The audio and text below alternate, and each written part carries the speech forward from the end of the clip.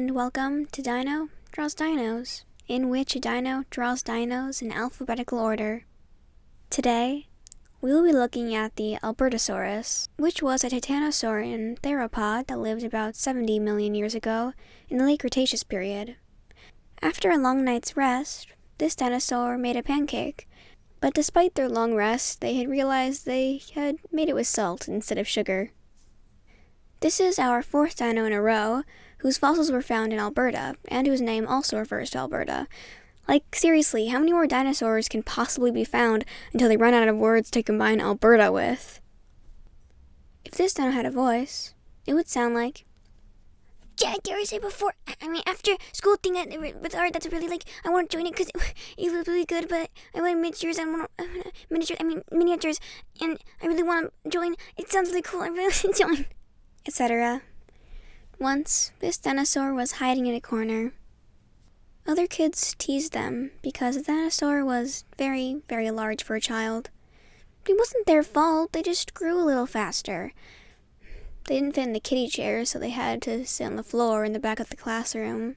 There was no ever physical bullying, but it did hurt when all the kids would start laughing when they broke a stool. It didn't help that it already hurt hitting the floor, or when they wouldn't let them sit at a table during lunch because they took up too much space.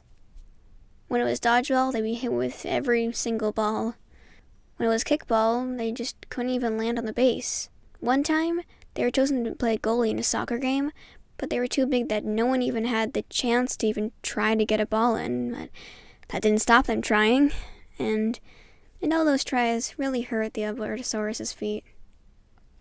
The dinosaur did have one escape, though. During a free time break in art class, they worked on making little wood sculptures of houses and people. They were making a little town. However, the art teacher just had to get curious at some point. He peeked around the dinosaur to see two small, gentle hands sculpting a car, and two very large feet trying not to crush anything. He gasped in amazement at the tiny town. The Albertosaurus almost knocked over a lighthouse when they'd realized the art teacher's sudden appearance. The teacher inquired about maybe joining an after-school art class so they could work on their project every day after school for 45 minutes, rather than just 15 before class. The dinosaur tried to act nonchalantly, but inside they were really, really excited. As soon as they got home, they asked their dad to sign them up for an art session, but they were barely able to make the sentence out. After explaining it a little bit better, their dad said that they thought it was a really good idea, and signed up the young dino. The next day after school, they headed to the art room, squeezed through the door, and sat in the corner. The room was a lot less noisy than it was during class, and all the kids were minding their own business, doing their own stuff. The Albertosaurus happily continued their work, and accomplished way more than they would have in a 15-minute period. The art teacher only checked in a couple of times, but mostly stuck to what he was doing, so the dinosaur didn't have to feel too embarrassed. They left that classroom with a smile on their face. The next day, they came back to their little town, and this time as they worked, they felt a gentle hand on their back. A kid had come up to them and asked what they were doing. The dinosaur granted her access to see their town. Her eyes widened and a very large smile grew across her face. This is amazing, she said. She went back to her workspace and grabbed something she had been working on, and came back. She held out an incredibly intricate origami dragon. She explained that she liked to do origami in the art sessions, and made her own patterns and designs. Then she held her hand out. I'm Lily. The dinosaur and Lily talked while they worked for the rest of the session. It was around the time to leave when the Albertosaurus had an idea. Wait, what if we worked together on a project? They said. They then tried to explain their idea a little more to Lily, who immediately agreed.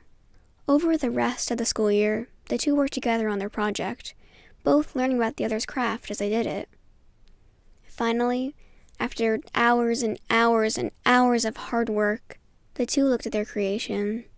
It was a miniature seaside town with an Italian Mediterranean-style homes and plenty of ice cream parlors, cafes, libraries, and a large green grass park.